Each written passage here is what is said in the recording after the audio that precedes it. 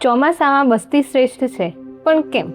કેમ કે સામાન્ય રીતે વર્ષા ઋતુમાં વાતનો પ્રકોપ થાય છે, એટલે કે શરીરમાં વાત ડિસ્ટર્બ થતો હોય છે. એટલે જ તો ગેસ, કબજિયાત જેવી પાચનતંત્રની બીમારી અને સાંધાના વા જેવી તકલીફો ચોમાસામાં વધતી હોય છે. અને બસ્તી એ વાના રોગો માટે શ્રેષ્ઠ ચિકિત્સા છે. આચાર્ય ચરકે તો દરેક રોગો માટે બસ્તીને અર્ધ ચિકિત્સા એટલે કે 50% ટ્રીટમેન્ટ કરી છે.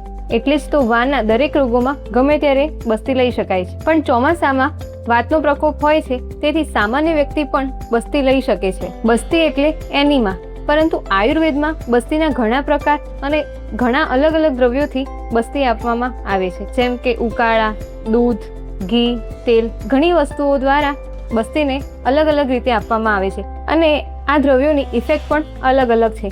એટલે જ તો બસ્તી એ ફક્ત જનરલ પ્રેક્ટિસની એનીમા નહીં, એ આયુર્વેદનો એક અલગ જ કન્સેપ્ટ છે. તો વધુ માહિતી માટે સંપર્ક કરો. જય ધન્વંતરી.